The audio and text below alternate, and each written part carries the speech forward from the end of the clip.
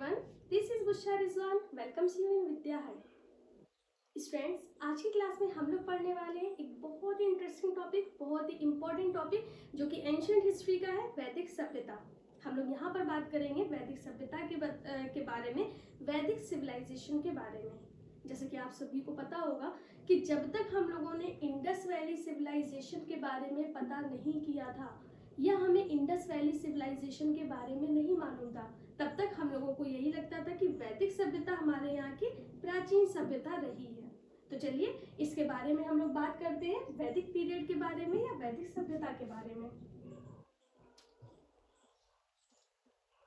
Okay, क्या क्या चीजें हैं वैदिक सभ्यता को जो बहुत ज्यादा इंपॉर्टेंट बनाती हैं, ये क्या इसके फीचर्स हैं जो हमें ये बताते हैं कि हम लोग बात कर रहे हैं वैदिक पीरियड के बारे में या वैदिक सभ्यता के बारे में। तो देखिए, वैदिक सभ्यता के बारे में हम लोग जैसे कि बात करते हैं तो जितनी भी हमें जानकारी मिली है, जितनी भी इसके बारे में हमें पता चला है, इम्पोर्टेंट सारी चीजें, ये सारी ही चीजें किसके ऊपर बेस्ड है या मेन रिसोर्स कौन से हैं? तो जो वेद हैं, हमारे जो वेद है, पुराण है, इन सभी से हमें नॉलेज मिली है। वैदिक पीरियड के बारे में पता चला कि सोशल लाइफ कैसी थी उस टाइम पे, लोग कौन से ऑक्यूपेशन को करते थे या एक्सेप्ट किए हुए थे, अडॉप्ट किए हुए थे, एडमिनिस्ट्रेशन कैसा था, एजुकेशन लेवल कैसा था, क्या वो लोग खाते थे। जैसे कि हम लोगों ने इससे पहले बात की थी इंडस वैली सिविलाइजेशन के बारे में। इंडस वैली सिविलाइजेशन के बारे में जब हमने पता किया या हमें मालूम हुआ तो कैसे हमें मालूम चला, क्योंकि उस टाइम पे हमें कोई लिटरेचर नहीं मिला है। तो इंडस वैली सिविलाइजेशन के लिए जो मेन हमारे लिए सोर्स रहे, आर्कियोलॉजिकल सोर्स रहे हैं, जो एक्सकवेशन में मिले हैं यहाँ पर, या कोई भी मटेरियल्स मिला है जैसे कि ज्वेलरी वगैरह या स्केलेटन वगैरह, तो उससे हमें पता चला है इंडस वैली सिविलाइजेशन के बारे में। और जो यहाँ पे स्क्रिप्ट मिली थी इंडस वैली सिविलाइजेशन में, उसको पढ़ा अभी तक नहीं जा सका है। पिक्टोग्राफिक या पिक्चर्स बन के उनकी पूरी स्क्रिप्ट थी, लिखी हुई थी। लेकिन जब हम लोग बात करते हैं वैदिक पीरियड की, तो वैदिक पीरियड में हम क्या देखते हैं कि हमें पूरा का पूरा एक लिटरेचर यहाँ पे देखने को मिलता है, पूरी की पूरी बुक्स देखने को मिलती हैं जो कि वेद हम लोग बोलते हैं। और ये कितने वेद हैं? 4 वेद। इन्हीं वेदों को पढ़ने के बाद में, इनके बारे में जानने के बाद में हम लोगों को वैदिक पीरियड के बारे में पता चला है। तो अगर हम लोग बात करते हैं वैदिक पीरियड की, तो यहाँ पर सबसे पहले हम लोग ये जान लेते हैं कि जो वैदिक सिविलाइजेशन थी, यहाँ के जो लोग थे कहाँ से आए थे, क्या इंडिया में ही रहने वाले थे, या ऐसा भी माना जा सकता है कि जब इंडस वैली सिविलाइजेशन डिक्लाइन हो गई थी तो वहाँ की जो सिविलाइजेशन या वहाँ के जो लोग थे वो शिफ्ट होके कहाँ पे आ गए थे? वो नॉर्दर्न इंडिया में या गैंजेटिक प्लेन के पास में आ गए थे, गंगा के मैदानी इलाकों में आ गए थे, क्योंकि टेक्टोनिक मूवमेंट या हम लोग बात करते हैं फ्लड की वजह से यहाँ पर जितनी भी आबादी थी वो अब अपने आप को ट्रांसफर कर रही थी, एक जगह से दूसरी जगह शिफ्ट हो रही थी। तो यहाँ पे अगर हम लोग बात करते हैं इस जगह की, तो यहाँ पे हमें एक फैक्ट ये भी समझ में आता है। लेकिन हम देखते हैं कि इंडस वैली सिविलाइजेशन में कोई लिटरेचर तो हमें मिला नहीं है, लेकिन यहाँ पर हमें वैदिक पीरियड में पूरे का पूरा लिटरेचर मिला है। तो फिर हम कैसे कह सकते हैं कि यही इंडस वैली सिविलाइजेशन जो है वो शिफ्ट हो गई थी गैंजेटिक प्लेन्स में? तो चलिए इसके बारे में हम लोग बात करते हैं। जो हमें जो लिटरेचर मिला है, ये जो साक्ष्य मिले हैं, उसके आधार पे ऐसा माना जाता है कि वैदिक पीरियड जो स्टार्ट हुआ है या वैदिक सभ्यता यहाँ पे जो देखने को मिली, स्टार्टिंग कहाँ से हुई है? ये जो हम लोग क्या देखते हैं, कैस्पियन सी के पास में, मिडिल ईस्ट जो कंट्री है, या हम लोग आर्यंस के बारे में हम लोग बात करते हैं, या हम लोग सेंट्रल एशिया के बारे में बात करते हैं, सारी चीजें यहाँ पे हम लोग देख रहे हैं। तो अगर हम लोग यहाँ पर बात करते हैं तो हम क्या देखते हैं कि जो आर्यंस थे पहले कहाँ पे रहते थे? सेंट्रल एशिया में रहते थे, यानी कि एशिया के बीच में रहते थे। वो धीरे धीरे शिफ्ट होके किस साइड में आए? हिमालय की साइड में आए और यहाँ पर सेटल हो गए। अब रीजन क्या रहा होगा कि ऐसा तो माना जाता है कि आर्यंस यहाँ आके सेटल हो गए। आर्यंस, हम लोग इंसानों के बारे में बात कर रहे हैं, इनमें से आर्यंस जो जाति है या प्रजाति अगर हम लोग कह सकते हैं, बहुत ही श्रेष्ठ मानी जाती है, बहुत ही अच्छे इंसान माने जाते हैं। कई वैरायटी होती है, कई काइंड्स होते हैं, उनके अकॉर्डिंग हम लोग यहाँ पे बात कर रहे हैं। आर्यन मीन्स ही होता है सुपीरियर। अगर आर्यन वर्ड की मीनिंग हम लोग देखते हैं तो सुपीरियर इसका मीन्स ही होता है। तो ऐसा कहा जाता है कि सेंट्रल एशिया से जो आर्यंस थे वो शिफ्ट हो गए थे इंडिया की साइड में। क्या रीजन रहा होगा क्यों वो यहाँ पे आए होंगे, शिफ्ट हुए होंगे। तो चलिए इसके बारे में थोड़ा सा हम लोग डिस्कस करते हैं। देखिए अगर हम लोग इस मैप के थ्रू समझते हैं तो हमें क्या देखने को मिलता है, मिडिल यहाँ पे सेंट्रल एशिया में, सपोज यहाँ पर इस जगह पर ये कैस्पियन सी आपको दिखाई दे रहा है, यहाँ पर ये कैस्पियन सी है, यहाँ पर आर्यंस रहा करते थे और वो लोग नेचर वाइज कैसे थे, ट्राइब्स पीपल थे या पेस्टोरलिस्ट थे, पेस्टोरल वर्क किया करते थे, जानवर वगैरह पाला करते थे। अच्छा था क्या कि ये जो एरिया ऐसा एरिया था, क्योंकि ये जैसे आप कैस्पियन सी देख रहे हैं, मेडिटेरेनियन सी देख रहे हैं या ब्लैक सी देख रहे हैं, ये बहुत बड़े बड़े समुद्र नहीं थे, इतने बड़े समुद्र नहीं थे कि यहाँ से जब हवाएं मॉइस्ट एयर जब चले तो अपने साथ में बहुत ज्यादा मॉइस्चर लेके जाए और यहाँ पे बारिश भरपूर करे। जैसे अपने इंडिया में हम लोग देखते हैं अरेबियन सी है, बे ऑफ बंगाल है, इंडियन ओशियन है, तो यहाँ से जो हवाएं चलती हैं तो अपने साथ में मॉइस्चर लेके चलती हैं और बहुत अच्छे से बारिश करती हैं। लेकिन ये जो इलाके ऐसे होते हैं यहाँ पे बारिश बहुत ज्यादा नहीं होती है, जिसकी वजह से यहाँ के जो लैंड है यहाँ पे घने जंगल नहीं पाए जाते हैं, यहाँ पे ग्रास लैंड्स होती हैं, यानी कि घास के मैदान होते हैं। और ऐसा कहा जाता है कि आर्यंस कैसे थे, पेस्टलिस्ट थे, ट्राइबल पीपल एक तरीके से थे, और यहाँ पर वो अपने साथ में जानवर रखा करते थे। जब वो लोग यहाँ पर अपने जानवर इनके पास में रहते थे तो क्या हुआ कि जानवरों की लोगों की संख्या बढ़ी, पॉपुलेशन जब ज्यादा बढ़ी तो फिर उन लोगों को जरूरतें भी ज्यादा पड़ी, रिसोर्सेज की भी जरूरत पड़ी, और जो ग्रास लैंड थे उन जानवरों के लिए पर्याप्त नहीं थे, क्योंकि ये लोग क्या किसके ऊपर डिपेंड थे, जो कैटल्स थे, जो रेयरिंग एनिमल्स थे, इसलिए क्योंकि ये लोग उनका मांस खाना, उनकी स्किन वगैरह का यूज करना इसी के ऊपर डिपेंड थे। तो जब रिसोर्सेज की कमी हुई, ग्रासलैंड खत्म हुए, तब ये लोग किस साइड में बढ़ना स्टार्ट किया इन्होंने, मिडिल ईस्ट से सेंट्रल एशिया से किस साइड में बढ़े, हिमालय की साइड में, या हम लोग बात कर सकते हैं भारत की साइड में। ऐसा नहीं है ये लोग सिर्फ भारत की साइड में ही आए थे, ये जो आर्यंस थे ना ये हर दिशा में आगे गए, जहां पर भी इन्हें जगह मिली वहां पे गए, बहुत जगह शिफ्ट हो गए, कोई चाइना चला गया, कोई टर्की में जाके शिफ्ट हो गया, कोई इस साइड में आ गया, इधर की साइड में, तो हर जगह शिफ्ट हो रहे थे। उन्हीं में से एक यहाँ पे आर्यन प्रजाति के लोग किस साइड में आ गए, इंडिया की साइड में। अब यहाँ पर हम लोग क्या देखते हैं कि जब ये लोग यहाँ पे एंटर करते हैं तो जैसा कि हम सभी जानते हैं कि हमारे इंडिया की लैंड कैसी है, बहुत ही ज्यादा रिसोर्सेज पाए जाते हैं, बारिश भी बहुत होती है, घने जंगल भी पाए जाते हैं, मिनरल्स भी बहुत मिलते हैं। तो धीरे धीरे करके ये लोग यहीं पे सेटल हो गए या इन्होंने अपनी बस्तियां बसाना स्टार्ट कर दिया। और सिविलाइजेशन के बारे में तो हम लोग ऑलरेडी पढ़ चुके थे। तो चलिए ये थी बैकग्राउंड की स्टोरी। अब हम लोग फैक्ट्स के बारे में जानते हैं। तो देखिए the Aryans were originally a tribal people. Tribal हम लोग किसे कहेंगे कि ये लोग मतलब कि अपने साथ में जानवर रखा करते थे, कबीलों में रहा करते थे, पूरे के पूरे इनके समूह चला करते थे। From Central Asia who lived in the area around the Caspian Sea, यानी कि सेंट्रल एशिया जो कैस्पियन सी आपको दिखाई दे रहा है, इस सागर के आसपास ये बस्तियां बसी हुई थी। Around 2000 BCE they left their ancestral home। करीब 2000 साल पहले हम लोग इंडस वैली सिविलाइजेशन के बारे में कब से पढ़ रहे हैं, हम लोगों ने जाना था कि 2600 BCE की बात है, और यहाँ पर हम लोग कितने के बारे में बात कर रहे हैं, 2000 BCE, यानी कि इंडस वैली सिविलाइजेशन के बाद से हम लोग बात कर रहे हैं। तो यहाँ पे क्या हुआ था, इन्होंने जो इनके पूर्वजों के जो घर थे या जहाँ पे ये लोग रहते थे वहां से ये माइग्रेट हो गए और दुनिया के कई हिस्सों में फैलते चले गए। सिर्फ यहाँ इंडिया की साइड में नहीं आए, बल्कि इनको जहाँ जगह मिली उस साइड में ये लोग सेटल होना स्टार्ट कर दिया।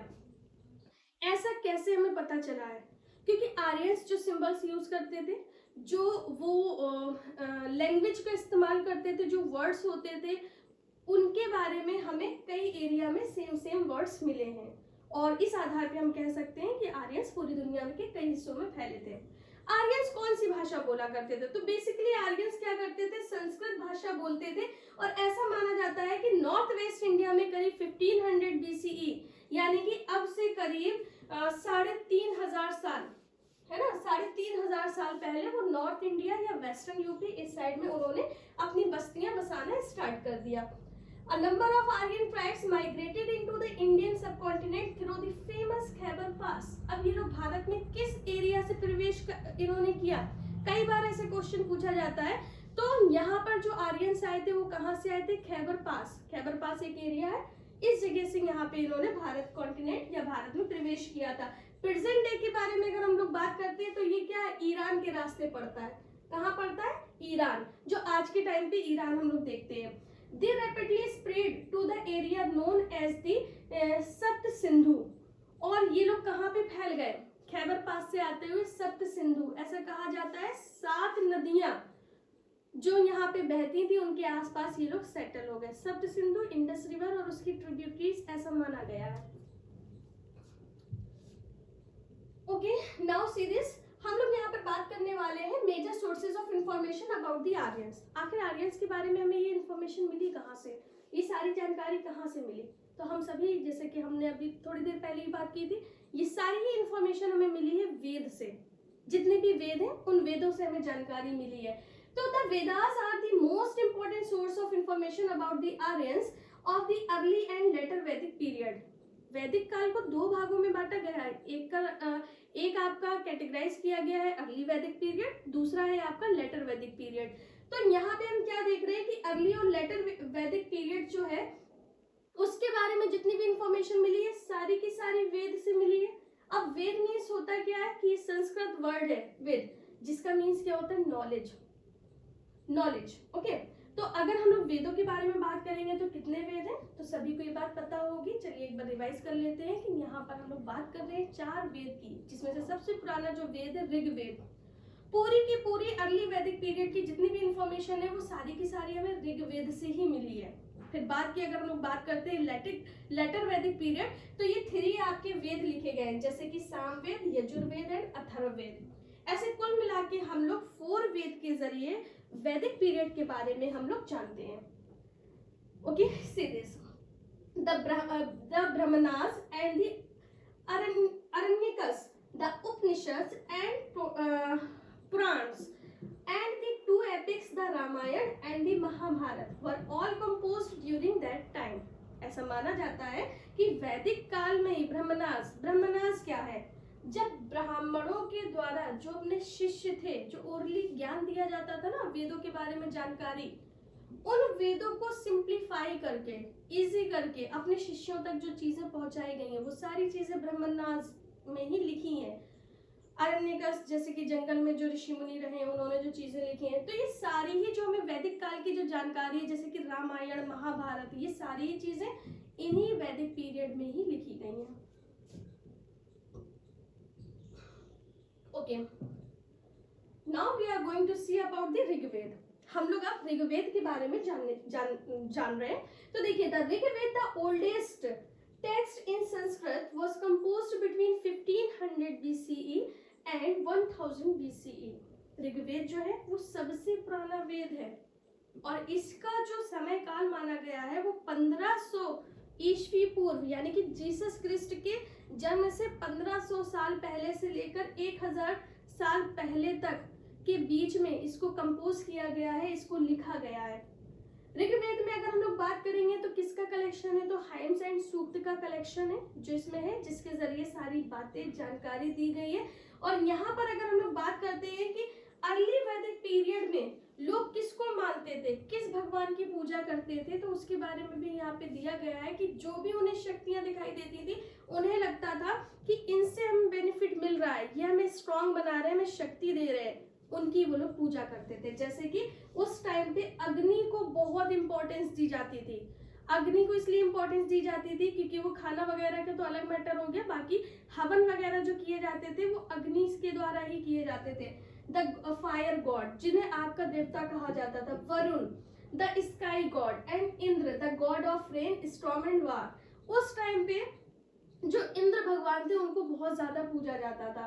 और साथ ही साथ यहाँ पर जो हाइम्स थे, जैसे हम लोग जब पढ़ते रहते तो हमें एनर्जी की जरूरत पड़ती है, तो उन हाइम्स में यहाँ पर सोम के बारे में बताया गया है कि लोग उस टाइम पे जो सोम थे या इंद्र भगवान जो थे वो सोम रस का सेवन किया करते थे। सोम रस क्या होता था? एक तरीके का एनर्जी ड्रिंक होता था। जब क्योंकि उस टाइम की जो रूटीन थी, जो लाइफ स्टाइल थी, वो बहुत ही ज्यादा टफ थी। बहुत बच्चे ओरली पढ़ रहे हैं, याद कर रहे हैं और उनको ज्यादा स्ट्रॉन्ग बनाने के लिए सोम रस के बारे में बताया गया है। तो some of the hymns are also dedicated to the Soma, a plant from which an intoxicating drink was prepared, जिसमें एक ड्रिंक के बारे में, उससे बनाने के बारे में बात कही गई है। चलिए अगले अगर हम लोग 3 वेद के बारे में बात करते हैं तो यहाँ पर अदर आपको 3 वेद मिलेंगे, जैसे कि सामवेद। ऋग्वेद में आपको पता चल गया सारी चीजें, क्या क्या चीजों के बारे में बताया गया, देवताओं के बारे में आपको पता चल गया।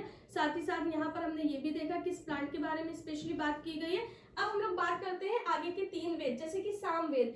सामवेद क्या था? Collection of Rigveda hymns that were set to tune and sung on religious occasion. Samaveda क्या होता था कि जो रिलीजियस कोई भी फंक्शन होता था उसमें इसको गाया जाता था, जो हाइम्स होते थे। यजुर्वेद के बारे में अगर हम लोग बात करते हैं तो इसमें फॉर्मूलाज बताए गए हैं, क्या सारे जो फॉर्मूलाज हैं उसके बारे में बताया गया है, और इसको 2 पार्ट में डिवाइड किया गया है, एक कृष्ण यजुर्वेद और दूसरा है आपका शुक्ल यजुर्वेद। अब बात आती है अथर्ववेद की। अथर्ववेद में क्या बताया गया है, जैसे कि अच्छा यजुर्वेद में जो मतलब यज्ञ वगैरह भगवान को खुश करने के फॉर्मूलाज यहाँ पे बताए गए हैं कि हम लोग अपने भगवान को कैसे खुश कर सकते हैं। अब बात आती है अथर्ववेद की, जो सबसे लास्ट का ग्रंथ माना गया है, वेद माना गया है। ये अपने आप में बहुत ज्यादा इम्पोर्टेंट रहा होगा क्योंकि इसमें सारी एक्स्ट्रा ऑर्डिनरी बातें लिखी गई हैं ऑर्डिनरी लाइफ के बारे में, जैसे हमारा जीवन कैसे सुखमय हो, हमारी कैसे समस्याएं दूर हो, हम कैसे सुखी रहें। ये सारी अगर हम लोग बात करें तो मैजिक के बारे में से बताया गया है, इसमें जादू के बारे में बताया गया है। तो the Atharvaveda is the book of magic and spells, it contains cure for diseases. इसमें वो सारी चीजें मौजूद थी जो बीमारियों को दूर कर सकती थी। Ways to ward off danger, वो सारी चीजें लिखी थी जो खतरे को दूर कर सकती थी। It is different from the other 3 Vedas. इन तीनों जो वेद थे, ऋग्वेद, सामवेद, यजुर्वेद, इन तीनों वेद से बिल्कुल अलग कौन सा था? अथर्ववेद। तो आपको याद रखना है, ऋग्वेद अर्ली वैदिक पीरियड के बारे में बताया गया है, लाइफ स्टाइल के बारे में बताया गया है। सामवेद जिसमें जितने भी हाइम्स इनको गा के मतलब कि अब गा के इसमें बोला जाता था। यजुर्वेद फॉर्मूलाज इसमें थे सारे वो कि कैसे हम लोग अपने भगवान को खुश कर सकते हैं, और अथर्ववेद जिसमें मैजिक के बारे में बताया गया है। ओके, जैसा कि अभी हमने बात की थी कि हम लोगों ने वैदिक पीरियड को 2 पार्ट में डिवाइड किया हुआ है, अर्ली वैदिक पीरियड और लेटर वैदिक पीरियड। तो चलिए अब हम लोग बात करते हैं यहाँ पर अर्ली वैदिक पीरियड के बारे में, यानी कि पहले का जो वैदिक पीरियड रहा है वो कैसा रहा है, वहाँ के कैसे लोग रहे, किस तरीके की लाइफ स्टाइल थी, एडमिनिस्ट्रेशन कैसा था, एजुकेशन कैसी थी, सारी चीजें। तो the early Vedic period is also called the Rigvedic age. अभी हमने जस्ट बताया था कि ऋग्वेद अर्ली वैदिक पीरियड में लिखा गया था, इसलिए हम कह सकते हैं कि अर्ली वैदिक पीरियड को क्या कहा जाता है? ऋग्वेद एज कहा जाता है, because the Rigveda was composed at this time, क्योंकि ऋग्वेद को इस टाइम पे कंपोज किया गया था, तैयार किया गया था। They reared farm animals for milk, meat, hide etcetera. अब ये क्या करते थे? अपनी लाइफ स्टाइल को कैसे जीते थे? जैसे कि हम लोगों ने पहले ही पढ़ा था, ये लोग पेस्टोरल लाइफ जीते थे। पेस्टोरल का मतलब आप लोग समझ गए होंगे, जानवरों को पालतू बनाना, उन्हें चराना, उनके ऊपर डिपेंड होना। तो उस टाइम पे जब अर्ली वैदिक पीरियड के बारे में बात हो रही है तो यहाँ पर ये लोग फार्म एनिमल्स को पालते थे, रियर करते थे, उनके मिल्क, उनका मीट, उनकी स्किन, इसका इस्तेमाल किया करते थे। These include the land along the western tributaries of the Indus। अब ये लोग किस एरिया में रहते थे? तो वेस्टर्न जो पार्ट था वहां पर, जैसे कि गोमती, प्रेजेंट डे अगर हम लोग बात करेंगे तो गोमन जो है उसको हम लोग बात करेंगे। रिवर्स के बारे में बात हो रही है, किसकी ट्रिब्यूटरीज है? इंडस की। जैसे कि द कुरुमी, मॉडर्न डे में इसको कुर्रम बोला जाता है, and the Quba, modern days में इसको काबुल बोलते हैं। तो ये वो एरिया था जहाँ पे ये जो आर्यंस थे वो रहते थे, ये वैदिक सिविलाइजेशन थी। The Himes refer to the land of 7 rivers और सप्त सिंधु। यहाँ पर अगर हम लोग बात करेंगे काबुल या पाकिस्तान या उसके आसपास के एरिया जहाँ पर इंडस रिवर है, तो ये एरिया आपका क्या कहलाता था? 7 रिवर्स का एरिया कहलाता था, जो कि सप्त सिंधु कहलाता था। क्या कहलाता था? सप्त सिंधु। जैसे कि आप यहाँ पर ये एरिया देख रहे हैं, ठीक है, वेस्टर्न पार्ट। ओके, आगे का और एरिया आ जाएगा इसमें। ओके, अच्छा फैमिली कैसी होती थी उस टाइम पे? फैमिली के बारे में हम लोग यहाँ पे बात कर रहे हैं, तो in the early Vedic period family was referred to as griha. Early Vedic period में जो फैमिली थी उसको क्या कहा जाता था? ग्रह के रूप में देखा जाता है। जैसे आजकल भी हम लोग ग्रह शब्द यूज करते हैं, सेम उसी तरीके से।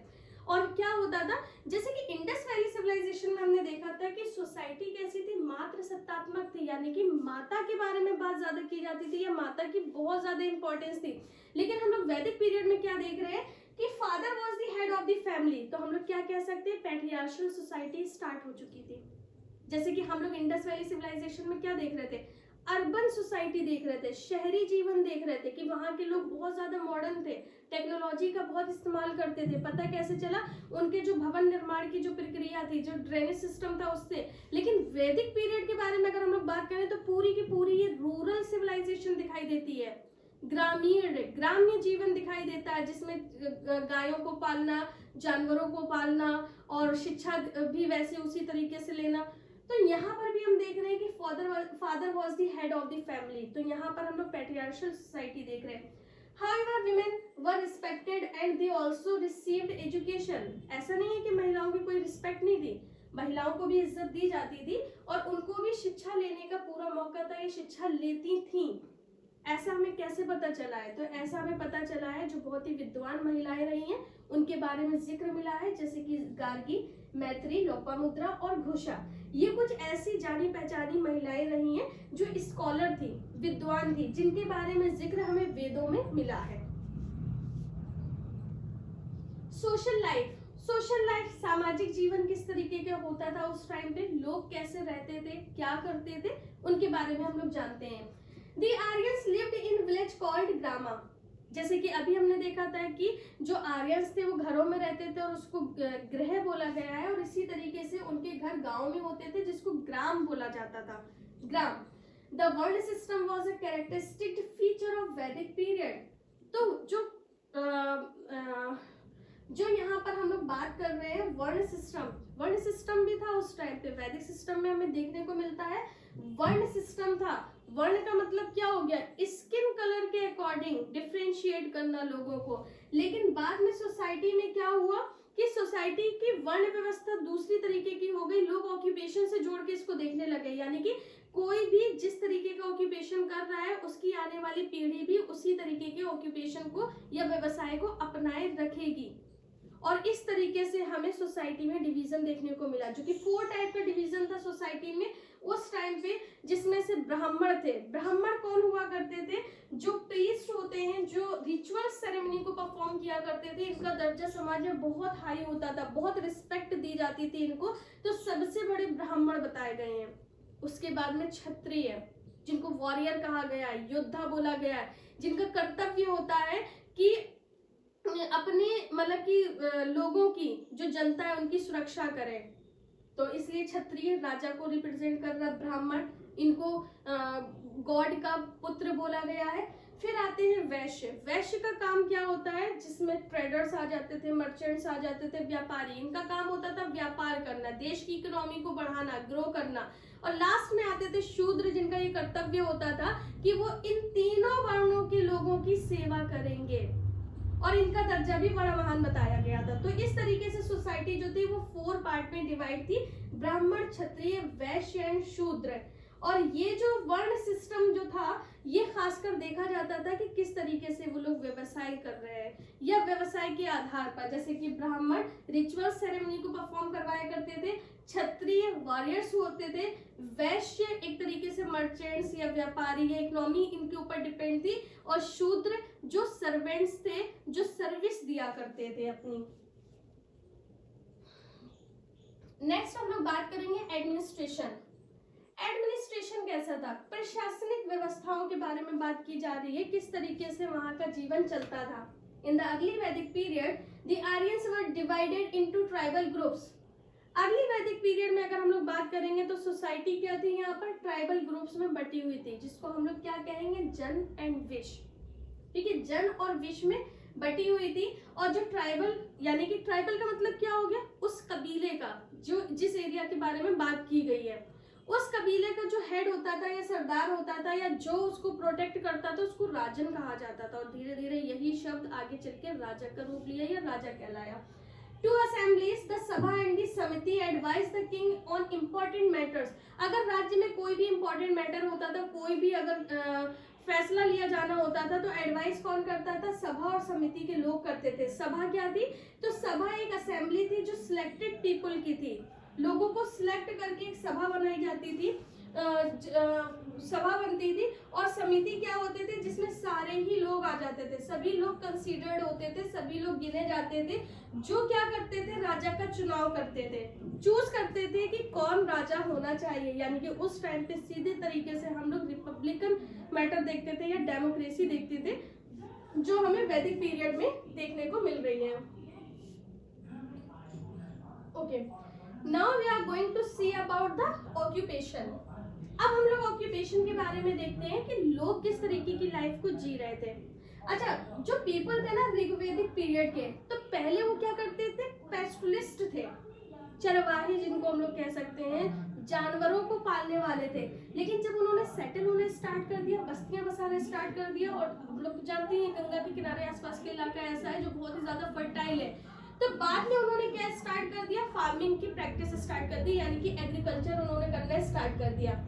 अगर हम लोग इम्पोर्टेंस यहाँ के बारे में बात करें तो the importance of cattle is suggested by the fact that a number of wars during this period were fought for cows. अगर हम लोग यहाँ पर जानवरों की इम्पोर्टेंस के बारे में अगर हम लोग जानते हैं, यानी कि पहले के लोग एग्रीकल्चर कम कर पाते थे, इसलिए वो जानवरों के ऊपर डिपेंड थे, और जानवरों की इतनी वैल्यू थी उस टाइम पे कि हमें कई बार ऐसे जिक्र देखने को मिलते हैं कि बहुत सारी बड़ी बड़ी लड़ाइयाँ जानवरों की वजह से ही हुई हैं, खासकर काउस की वजह से, गायों की वजह से, क्योंकि अलग अलग ट्राइबल ग्रुप एक दूसरे की गाय चुरा लेते थे, जानवर चुरा लेते थे, जिसकी वजह से काफी लड़ाइयां हुई। The cow was a unit of barter exchange and had therefore a crucial role to play in their lives। अब क्या हम लोग देख रहे हैं, जो काउस हैं यानी कि गाय हैं, यहाँ पर गाय किस तरीके का रोल यहाँ पर प्ले करती थी, ये गाय का इस्तेमाल किस तरीके से होता था? गाय को बार्टर सिस्टम में यूज किया जाता था। बार्टर सिस्टम आप लोग समझते हैं, वस्तु विनिमय, जिसमें एक सामान को देके दूसरा सामान लिया जाता है, यानी कि सामान के बदले में सामान, इसको हम लोग क्या बोलते हैं? बार्टर सिस्टम बोलते हैं। तो यहाँ पे हम क्या देख रहे हैं कि जो बार्टर सिस्टम है, इसमें काउस का इस्तेमाल किया जाता था। Priesthood was a very prestigious occupation, और साथ ही साथ जो पुजारी होते थे उनका जो दर्जा था उस टाइम पे बहुत महान बताया जाता था, क्योंकि वो एजुकेटेड पर्सन होते थे, नॉलेज काफी ज्यादा होती थी, रिचुअल सेरेमनी को परफॉर्म करवाया करते थे। दैट्स वाई समाज में इनका जो दर्जा था वो काफी ऊंचा था और उनको काफी महान बताया गया है।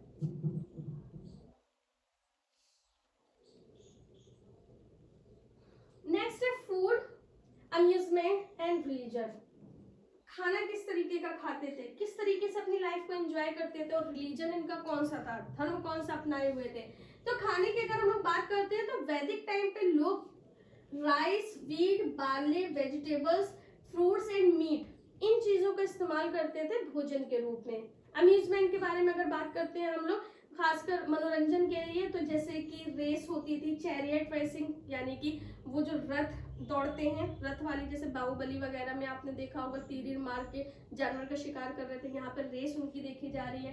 हंटिंग करना, शिकार करना, गैम्बलिंग, जुआ वगैरह जो खेला जाता है, singing, dancing, playing musical instruments, ये सारी ऐसी वो चीजें थी जिससे ये लोग अपने आप को अपने खुद को एंजॉय करते थे, या एंजॉयमेंट के लिए सारी चीजें करते थे। अर्ली अगर आर्यंस के बारे में बात करें तो किस तरीके से वो वर्शिप करते थे, पूजा करते थे, किसकी किसकी पूजा करते थे? तो ये लोग नेचर की पूजा करते थे, प्रकृति की पूजा करते थे, जिससे इन्हें फायदा मिलता था। जैसे कि पृथ्वी, इसमें रह रहे हैं, अर्थ की, अग्नि यानी कि फायर की, वायु विंड हवा की, इंद्र रेन एंड स्टॉर्म की, सूर्य यानी कि सन की, एंड वरुण यानी कि स्काई की, इन सभी देवताओं या देवियों की पूजा किया करते थे। और उस टाइम की अगर हम लोग बात करते हैं अर्ली वैदिक पीरियड में, तो Indra was their most important god, उनके सबसे इंपॉर्टेंट जो गॉड थे वो इंद्र थे। There is no evidence of idol worship during that time, और इस टाइम पे हमें कोई भी मूर्ति पूजन जैसा साक्ष्य नहीं मिला है। लोग हवन किया करते थे, और हवन यानी कि यज्ञ किया करते थे और तपस्या किया करते थे। नेक्स्ट है आपका लेटर वैदिक पीरियड। अभी जितनी भी सारी चीजें हम लोगों ने पढ़ी हैं वो सारी अगली वैदिक पीरियड की पढ़ी हैं, जिसमें हम लोगों ने ऋग्वेद में जो चीजें लिखी हैं उसके ज्ञान या उसके बातों के आधार पे हमने पता किया है कि लाइफ कैसी थी। Now we are going to see about the later Vedic period. यहाँ पर हम लोग लेटर वैदिक पीरियड के बारे में बात कर रहे हैं। तो देखिए, the Aryan learn the use of iron in the later Vedic period. Aryans क्या करते थे? आयरन का इस्तेमाल उन्होंने लेटर वैदिक पीरियड यानी कि बाद के वैदिक पीरियड में स्टार्ट किया था। याद करिए इंडस वैली सिविलाइजेशन, जिसमें कॉपर का इस्तेमाल हुआ था और वो लोग आयरन का यूज नहीं जानते थे या उन्हें नहीं पता था आयरन मेटल के बारे में। लेकिन लेटर वैदिक पीरियड तक आते आते आर्यंस को आयरन के बारे में पता चल गया और ये बहुत मेन कारण रहा है सिविलाइजेशन का, क्योंकि आयरन से उन्होंने बहुत सारे औजार बनाए जिससे उन्होंने जंगलों को साफ किया, सेटलमेंट अपना बढ़ाया और एग्रीकल्चर करना स्टार्ट कर दिया। तो the Aryans gradually spread along the northern Gangetic plain. इसके बाद में हम क्या देख रहे हैं कि आर्यंस धीरे धीरे करके गंगा के मैदानी इलाकों में, गंगा के मैदानी इलाकों में फैलना स्टार्ट कर दिया। सामवेद, यजुर्वेद, अथर्ववेद, ये तीनों वेद जो थे वो इसी टाइम पीरियड में क्या हुए थे? कंपोज किए गए थे, यानी कि लिखे गए थे या तैयार किए गए थे। Okay, now see this administration. प्रशासनिक व्यवस्था कैसी थी लेटर वैदिक पीरियड में? देखिए, इन the later Vedic period the राजन और tribal chief became very powerful. अच्छा, पहले हम लोगों ने क्या देखा था कि राजन को समिति के द्वारा चूज किया जाता था, लेकिन लेटर वैदिक पीरियड में हम क्या देख रहे हैं कि जो राजन था ना, ट्राइबल का जो चीफ था, अब वो उसके पास पावर बहुत ज्यादा आ चुकी थी, पावरफुल पर्सन बन चुका था। Now he had a proper army. अब उसके पास में खुद को, अपने राष्ट्र को सुरक्षित रखने के लिए वो प्रॉपर आर्मी अपनी तैयार करने लगा था, सेना, ताकि उनको प्रोटेक्शन मिल सके, प्रोटेक्ट अपने आप को कर सके। And larger territories under his command, ताकि ज्यादा से ज्यादा टेरिटरी यानी कि जो साम्राज्य उनके अंडर में आ सके। ही अज्यूम्ड डिफरेंट टाइटल्स लाइक सम्राट एंड महाराजाधिराज। साथ ही साथ उनको कई सारे टाइटल्स भी दिए जाते थे, जैसे उनके काम होते थे, जैसे उनका साम्राज्य होता था उसके आधार पर। जैसे कि सम्राट की उपाधि उन्हें दी जाती थी, जैसे कि महाराजाधिराज की उपाधि उनको दी जाती थी। To gain more power and expand his kingdom, the rajan perform rashtriya yajna and अश्वमेध यज्ञ। राजा अपने आप को ज्यादा पावरफुल बनाने के लिए, ज्यादा अपनी पावर को गेन करने के लिए कई सारे यज्ञ भी उस टाइम पे करवाया करते थे। यानी कि यज्ञों का जो हवन वगैरह होता है, जो यज्ञ होते हैं उनको भी परफॉर्म करवाया करते थे। Social life, letter Vedic period की सोशल लाइफ कैसी थी? तो देखिए, during the later Vedic period a steady decline came in the position of women. अभी हमने अर्ली वैदिक पीरियड में क्या देखा था कि महिलाओं की स्थिति, हालांकि हेड तो फादर होते थे, बट महिलाओं की स्थिति भी अच्छी थी, उनको भी एजुकेशन दी जाती थी। बट लेटर वैदिक पीरियड में हम लोग क्या देख रहे हैं कि समय के साथ साथ महिलाओं की स्थिति काफी गिरती चली गई और उनकी वैल्यू कम होती चली गई सोसाइटी में। By the end of this period the वर्ण सिस्टम बिकेम वेरी रिजिड।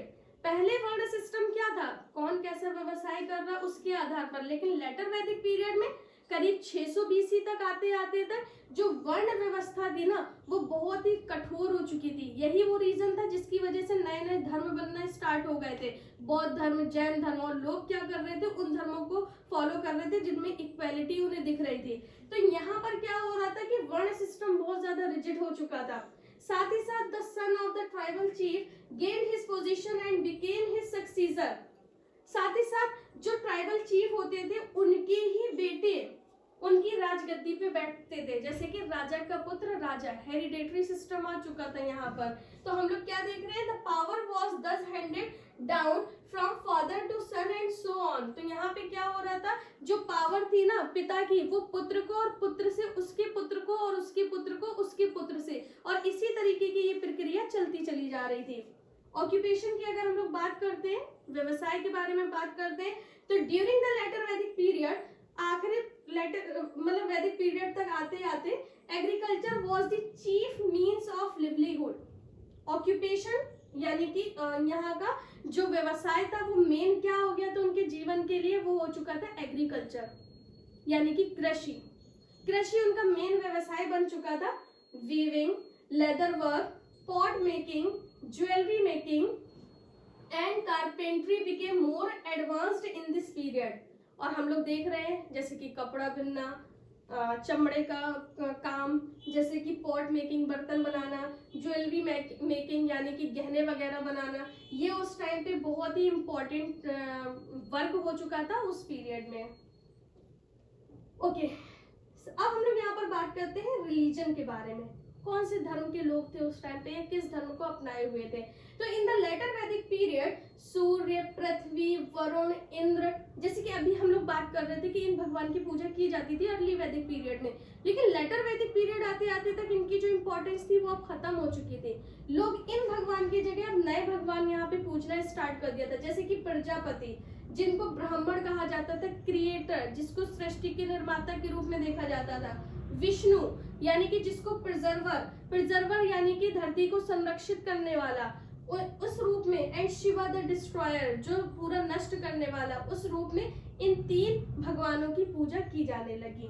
और इम्पोर्टेंस अगर फीमेल डाइटीज के बारे में बात करें, फीमेल गॉडेस यहाँ पे अगर हम लोग बात करें तो कौन कौन सी थी, जैसे कि उषा गॉडेस ऑफ डॉन यानी कि सुबह जो होती है, या लालिमा जो बादल में फैली होती है और बहुत ही ब्यूटीफुल सीन होता है बादलों का, उसके बारे में बात की गई है। Aditi mother of gods, Prithvi earth goddess, Aranyani forest goddess, and Saraswati river deity, इनकी पूजा ज्यादा की जाने लगी थी इस टाइम तक। The priest were considered as messenger of God। और priest यानी कि पुजारी जो थे उस टाइम पे उनका दर्जा इतना बढ़ चुका था कि उन्हें मैसेंजर ऑफ गॉड कहा जाने लगा था, यानी कि भगवान के देवदूत या उनका संदेश पहुंचाने वाले। Okay, see this. एजुकेशन के बारे में बात करते हैं तो in this period girls received education at home. महिलाएं, क्योंकि स्थिति काफी कम होती जा रही थी उनकी, इसलिए महिलाएं जो थी वो शिक्षा घर पे ही लिया करती थी, और जो पुरुष होते थे या लड़के हुआ करते थे वो शिक्षा कहाँ से जाके लेते थे, वो शिक्षा लेते थे गुरुकुल में जाकर। और अपनी लाइफ का काफी हिस्सा ये लोग स्टार्टिंग का गुरुकुल में बिताते थे, जहां पर इनको जो शिक्षा दी जाती थी ओरल बोल के ही उनको शिक्षा दी जाती थी संस्कृत भाषा में।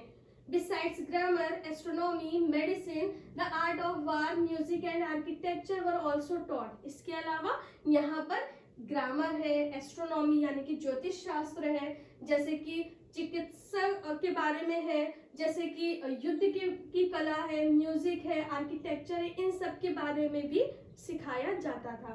The Vedic period ended around 600 BC with the formation of big territorial units called the जनपद। इसके बाद में हम लोग क्या देखते हैं, क्योंकि राजा की शक्तियां बढ़ चुकी थी, राजा अपने राज्य की सुरक्षा करते थे और उनके पुत्र ही राजा बनते थे, और इस तरीके से हम देखते हैं कि ये जनपद का रूप लेते जा रहे थे। और हमारे देश में बहुत बड़े बड़े आपको जनपद के बारे में भी पढ़ने को मिलेगा जो उस टाइम पे रहते थे, और उसके बारे में हम लोग नेक्स्ट क्लास में पढ़ेंगे। तो हम लोग क्या देख रहे हैं, 600 BC तक ये जो लेटर वैदिक पीरियड या वैदिक पीरियड रहा था, उसके बाद में सारी चीजें चेंज होना स्टार्ट हो गई थी, टेरिटोरियल एक्सपेंड हमें देखने को मिल गया था, जिसको हम लोग जनपद कहते थे। ओके, तो ये था आपका टॉपिक वैदिक पीरियड। आई होप आप लोगों को समझ में आया होगा, और नेक्स्ट क्लास में हम लोग बात करते हैं अपने एक नए टॉपिक के साथ में। Okay, thank you for watching मी। जय हिंद।